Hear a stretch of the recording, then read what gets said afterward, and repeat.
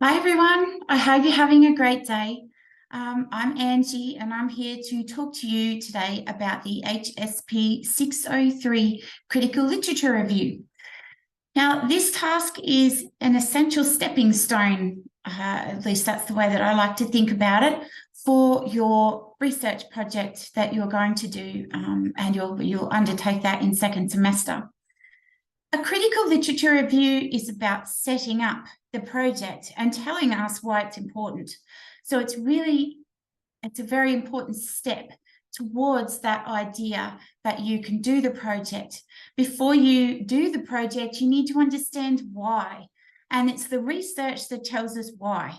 The research tells us what's been done before, where it's been done, how that research has been done, and what the findings are.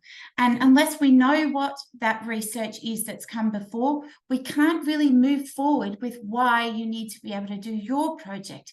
So that's why a critical lit review is really, really important. Essentially, the process is you becoming a mini expert on your topic.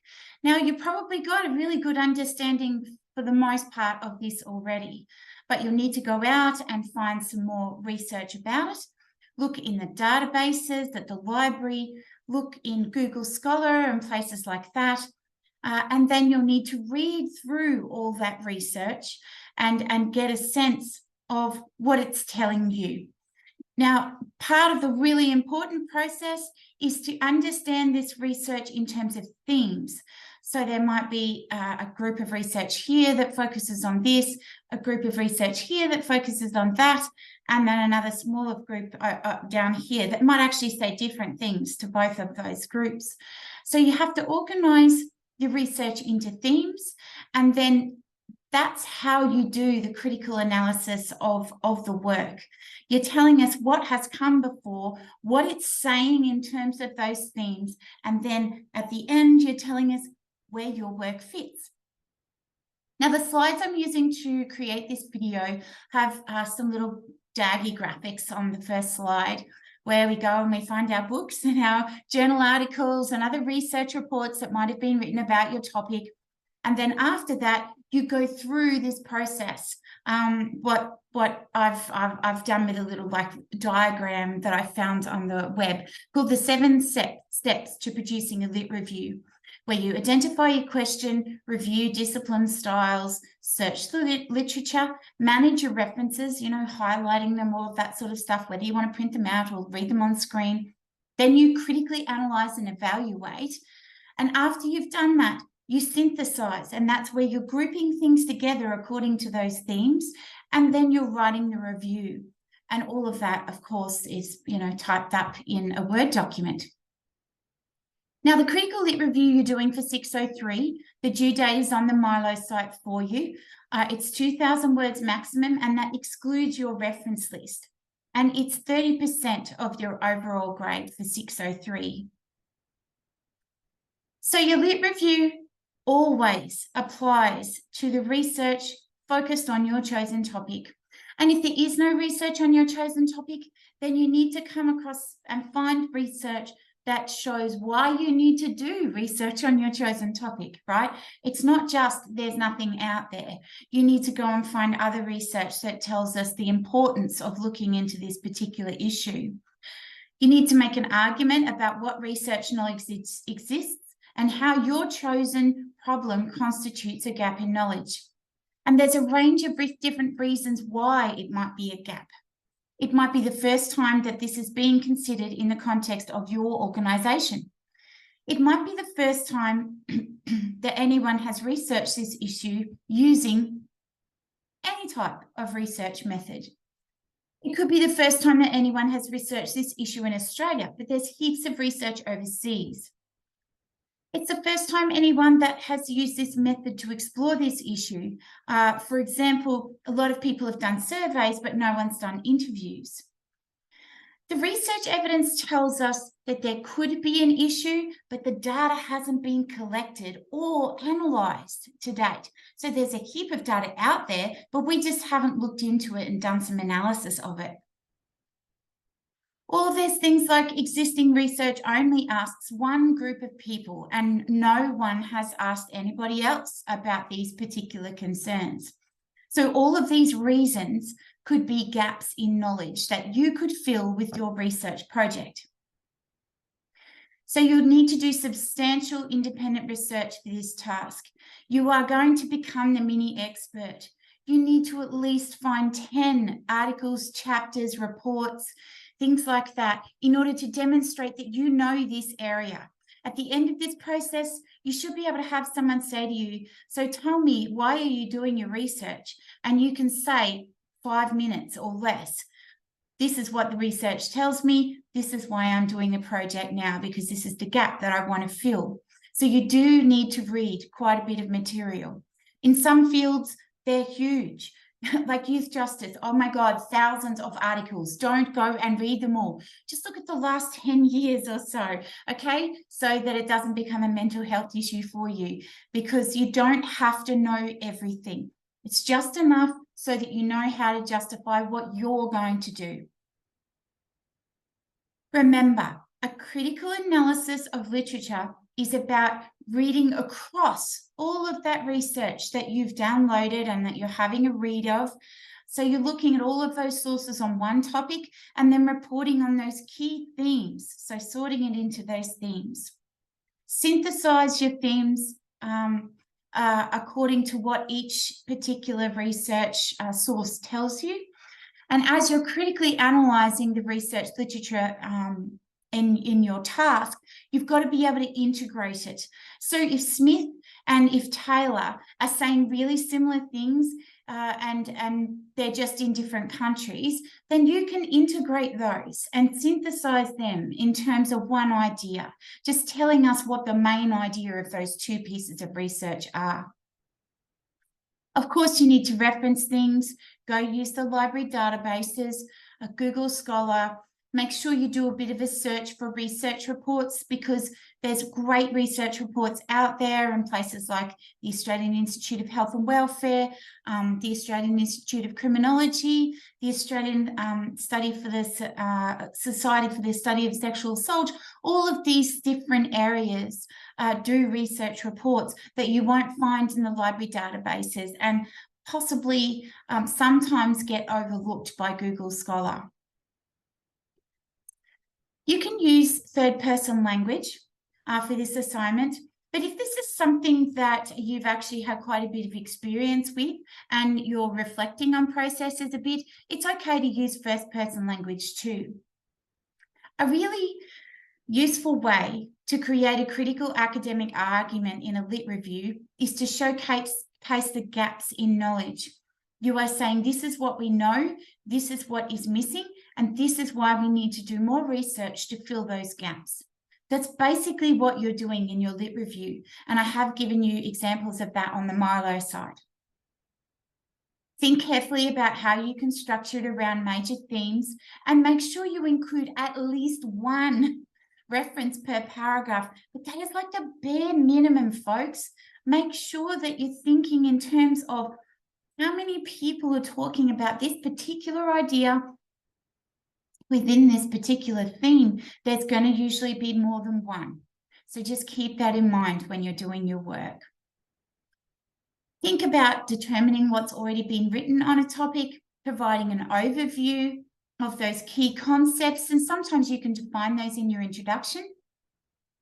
Look for major relationships or patterns between the different pieces of research. Identify their strengths and their weaknesses, and make sure you identify those gaps. You'll usually find those mentioned in places like the conclusion of the articles that you download and have a read of.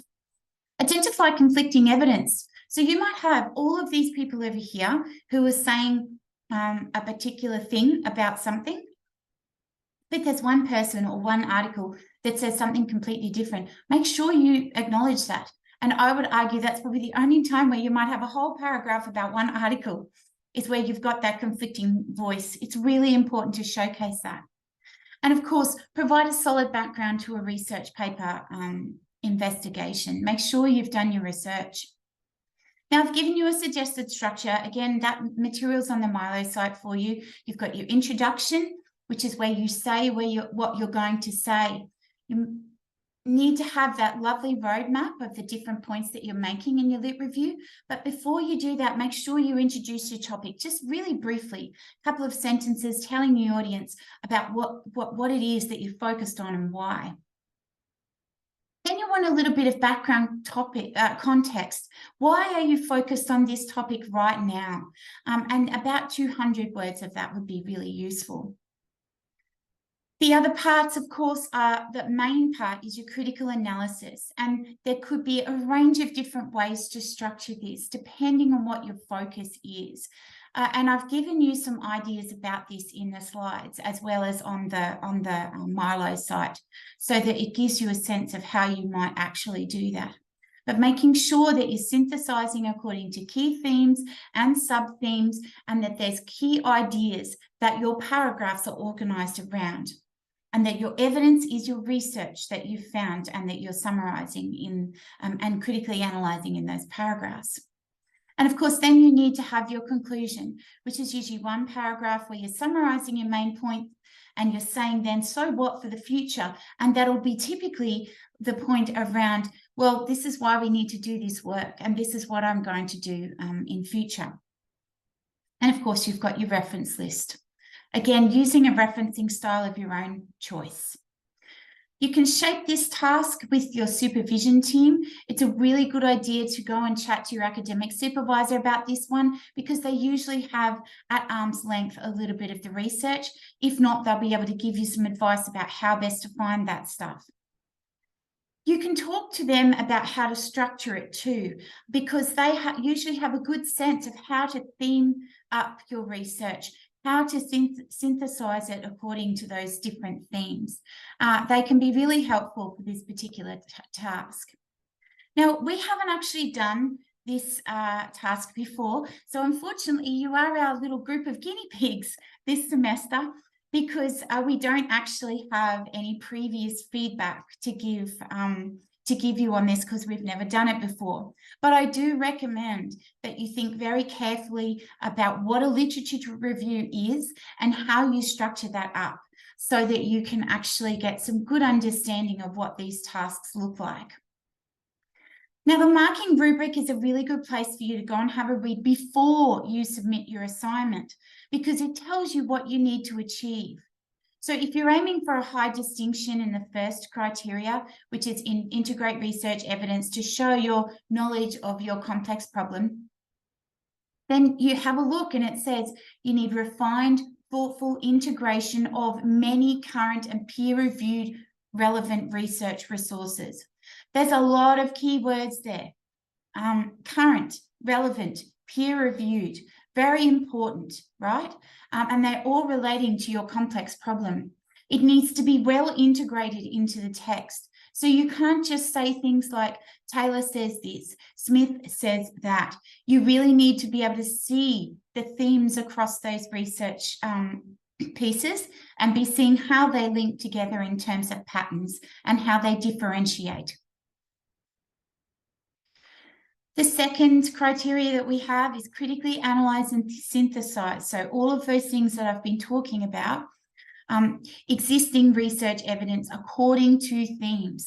Again, this might be as simple as reading through everything and then just sorting it into piles, which is quite literally what I do, because I don't like reading a lot on a computer. I do that for 18 hours a day. So if I'm going to do a lit review, I will often print out everything and I will read through it multiple times, but I will literally make piles out of the research depending on what it's trying to say.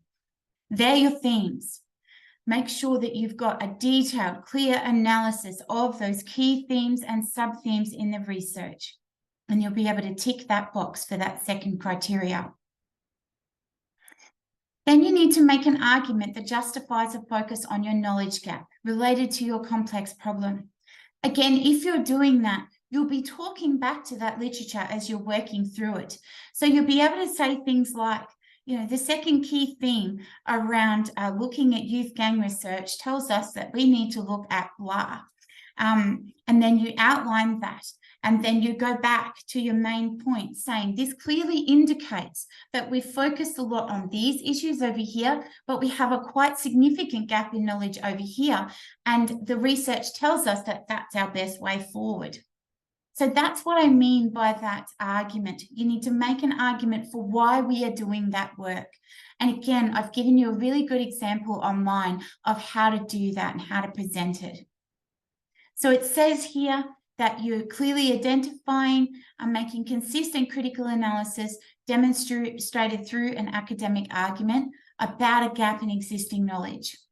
You've got lovely points of relevance noted all the way through your literature review. You've got a fluent writing style. Your grammar and spelling is good. And you've got consistent referencing that's accurate throughout. Now, I really like examples. So I've given examples from the example review that I've got online. This is actually something that I have written myself. It's a bit of a no-brainer. It's fairly good. It got published. So that's why I've used this particular example. This is a really good introduction for a literature review because you can see it introduces the overall topic at the top, and then it indicates where we're going to go to next and what gap in knowledge is going to be filled. So it makes a very key argument, particularly around the fact that there is no literature that exists out there on the topic, and that we need to go and look at other research that tells us why we need to do it. We've got a really good roadmap paragraph here as well. So this is a longer introduction for a lit review. Yours is probably going to be about one paragraph, but it clearly says, first, I'm going to talk about this. Second, I'm going to discuss this. Third, I talk about this. Fourth, the discussion moves to that. And then finally, the article concludes by saying such and such. All right, so that's what I mean by a nice, clear roadmap. You need that, as well as a few introductory sentences that's in that first example paragraph that I just talked to you about. So a section paragraph might look something like what I've got here, which is a few sentences that talk about those key areas of literature, and then there's some main points about what the key issues are coming out of that. Another section paragraph example here, where it's literally focused on young people from diverse and marginalised backgrounds and how they're more likely to be policed in public spaces in particular. And then I talk about examples of that research in that paragraph. And then at the end, I say, this is really interesting considering that they have things that make them visibly more likely to be targeted by police in public places.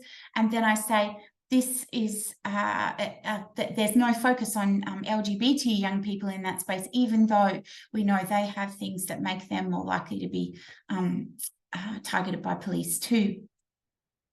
And then I've got an example of a conclusion from this lit review too, where it clearly states that we need to do more research on those issues. And then we talk about what that research looks like and how we move forward from there.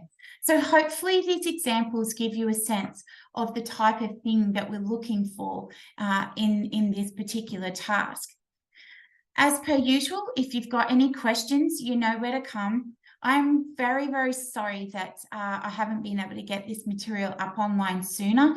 Please just don't hesitate to get in touch with me if you need anything.